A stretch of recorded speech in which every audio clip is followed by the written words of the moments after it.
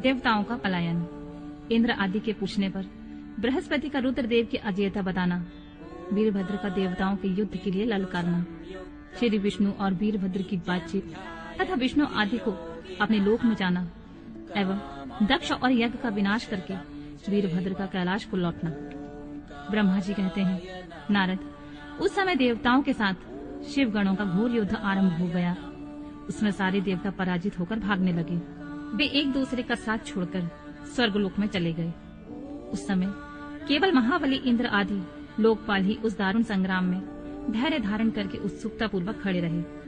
तदनंतर इंद्र आदि सब देवता मिलकर उस समरांगण में बृहस्पति को विनीत भाव से नमस्कार करके पूछने लगे, गुरुदेव बृहस्पति, तात महाप्राज्ञ दयानिधि, शीघ्र बताइए, हम जानना चाहते हैं कि हमारी विजय कैसे होगी। उनकी यह बात सुनकर बृहस्पति ने प्रयत्न पूर्वक भगवान शंभु का स्मरण किया और ज्ञान दुर्बल महेंद्र से कहा, इंद्र, भगवान विष्णु ने पहले जो कुछ कहा था वह सब इस समय घटित हो गया। मैं उसी को स्पष्ट कर रहा हूँ, तो सावधान होकर सुनो। समस्त कर्मों को फल देने वाला जो कोई ईश्वर है वह कर्ता का ही आश्रय लेता है। कर्म करने वालों को उस कर्म का फल देता है। जो कर्म करता ही नहीं उसको फल देने के लिए वह समर्थ नहीं है। अतः जो ईश्वर को जानकर उसका आश्रय लेकर सत्कर्म करता है उसी को उस कर्म का फल मिलता है, ईश्वर द्रोही को नहीं।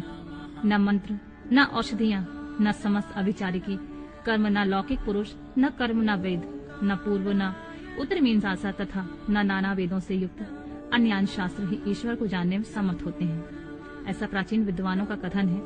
अनन्य शरण भक्तों को छोड़कर दूसरे लोग संपूर्ण वेदों का 10,000 बार स्वाध्याय करके महेश्वर को भली भांति नहीं जान सकते। यह महाश्रुति का कथन है। अवश्य भगवान शिव के अनुग्रह से ही सर्वथा शांत, निर्विकार एवं उत्तम दृष्टि से सदा शिव के तत्व का साक्षात्कार हो सकता है।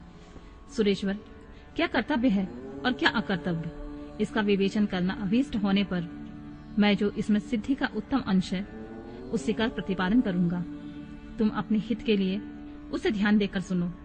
इंद्र, तुम लोकपालों के साथ आज नादान बनकर दक्ष यज्ञ में आ गए। बताओ तो यहाँ क्या पराक्रम करोगे। भगवान रुद्र जिनके सहायक हैं, ऐसे ये परम क्रोधी रुद्रगण इस यज्ञ में विघ्न डालने के लिए आए हैं और अपना काम पूरा करेंगे, इसमें कोई संशय नहीं है। मैं सत्य सत्य कहता हूँ कि इस यज्ञ के विघ्न का निवारण करने के लिए वस्तुतः तुम में से किसी के पास कोई सर्वथा कोई उपाय नहीं है। बृहस्पति की यह बात सुनकर वे इंद्र सहित समस्त लोकपाल बड़ी चिंता में पड़ गए। तब महावीर रुद्रगणों से घिरे हुए वीरभद्र ने मन ही मन भगवान शंकर का स्मरण करके इंद्र आदि लोकपालों को डांटा और इसके पश्चात रुद्रगणों के नायक वीरभद्र ने रोष से भरकर तुरंत ही संपूर्ण देवताओं को तीखे बाणों से घायल कर दिया। उन बाणों की चोट खाकर इंद्र आदि समस्त सुरेश्वर भागते हुए 10 दिशाओं में चले गए। जब लोकपाल चले गए और देवता भाग खड़े हुए तब वीरभद्र अपने गणों के साथ यज्ञशाला के समीप गए। उस समय वहां विद्यमान समस्त ऋषि अत्यंत भयभीत हो परमेश्वर श्री हरि से रक्षा की प्रार्थना करने के लिए सहसा नतमस्तक होकर शीघ्र बोले, देवादिदेव रमानाथ, सर्वेश्वर महाप्रभु, आप दक्ष के यज्ञ की रक्षा कीजिए। आप ही यज्ञ हैं, इसमें संशय नहीं है। यज्ञ आपका कर्म रूप और अंग है। आप यज्ञ के रक्षक हैं, अतः दक्ष यज्ञ की रक्षा कीजिए। आपके सिवा दूसरा कोई इसका रक्षक नहीं है। ब्रह्मा जी कहते हैं, नारद, ऋषियों का यह वचन सुनकर मेरे सहित भगवान विष्णु वीरभद्र के साथ युद्ध करने की इच्छा से चले। श्री हरि को युद्ध के लिए उद्यत देख शत्रु मर्दन वीरभद्र, जो वीर प्रथम गणों से घिरे हुए थे, कड़े शब्दों में भगवान विष्णु को डांटने लगे। ब्रह्मा जी कहते हैं, नारद, वीरभद्र की यह बात सुनकर बुद्धिमान देवेश्वर विष्णु वहां प्रसन्नता पूर्वक हंसते हुए बोले, वीरभद्र, आज तुम्हारे सामने मैं जो कुछ कहता हूँ उसे सुनो। मैं भगवान शंकर का सेवक हूँ। तुम मुझे रुद्रदेव से विमुख न कहो। दक्ष अज्ञानी है, कर्मकांड से ही इसकी निष्ठा है। इसने मूर्तावश पहले मुझसे बारंबार अपने यज्ञ में चलने की प्रार्थना की थी। मैं भक्त के अधीन ठहरा, इसलिए चला आया। भगवान महेश्वर भी भक्त के अधीन रहते हैं। तात, दक्ष मेरा भक्त है, इसलिए मुझे यहाँ आना पड़ा है। रुद्र के क्रोध से उत्पन्न हुए वीर, तुम रुद्र तेज स्वरूप हो, उत्तम प्रताप के आश्रय हो। मेरी प्रतिज्ञा सुनो, मैं तुम्हें आगे बढ़ने से रोकता हूँ और तुम मुझे रोको। परिणाम वही होगा जो होने वाला होगा। मैं पराक्रम करूंगा।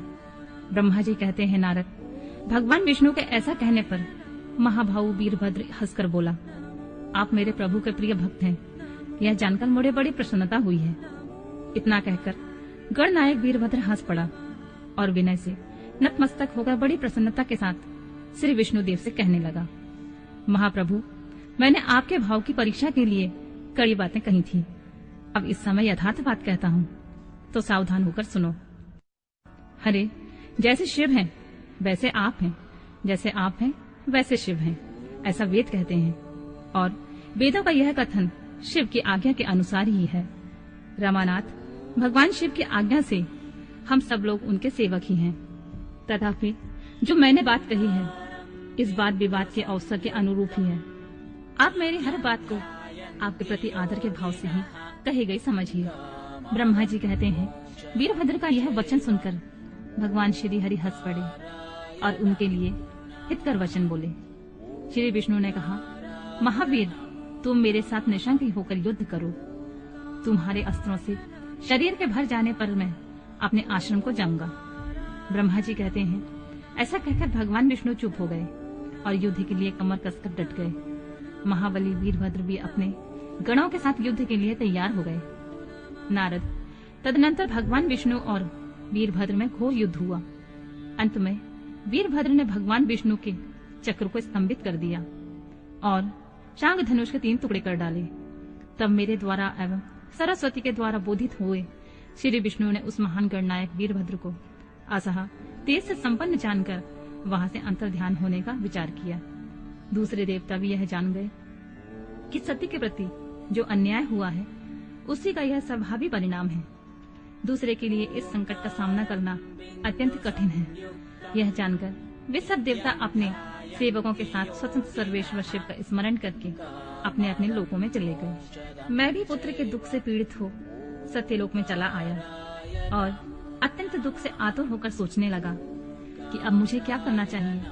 मेरे तथा श्री विष्णु के चले जाने पर मुनियों सहित समस्त यज्ञ के आधार रहने वाले देवता शिवगणों द्वारा पराजित हो भाग गए। उस उपद्रव को देखकर और उस महामग का विध्वंस निकट जानकर वह यज्ञ भी अत्यंत भयभीत हो मृग का रूप धारण करके वहां से भागा। मृग के रूप में आकाश की ओर भागते हुए देख वीरभद्र ने उसे पकड़ लिया और उसका मस्तक काट डाला। फिर उन्होंने मुनियों तथा देवताओं के अंग भंग कर दिए और बहुतों को मार डाला। प्रतापी मणिभद्र ने भृगु को उठाकर पटक दिया और उनकी छाती को पैर से दबाकर तत्काल उनकी दाढ़ी मूछ नोच ली। चंड ने बड़े वेग से पूछा के दांत उखाड़ लिए, क्योंकि पूर्व काल में जिस समय महादेव जी को दक्ष के द्वारा गालियां दी जा रही थीं, उसी समय वे दांत दिखा दिखाकर हंसे थे।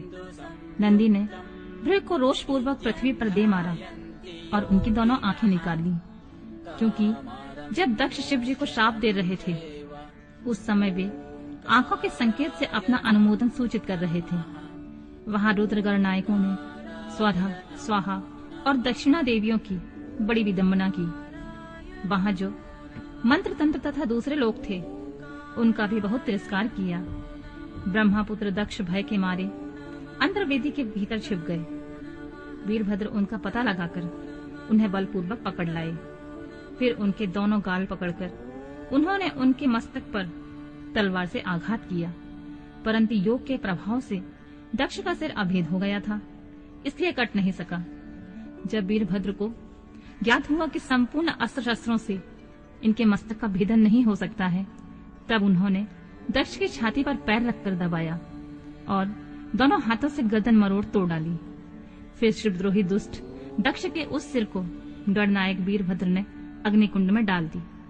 तदंतर जैसे सूर्य घोर अंधकार राशि का नाश करके उन्याचल पर आरूढ़ होते हैं, उसी प्रकार वीरभद्र दक्ष और उनकी यज्ञ का विध्वंस करके कृतकार्य हो तुरंत ही वहां से उत्तम कैलाश पर्वत को चले गए। वीरभद्र को काम पूरा करके आया देख परमेश्वर शिव मन ही मन बहुत प्रसन्न हुए और उन्होंने वीर प्रथम गणों का अध्यक्ष बना दिया।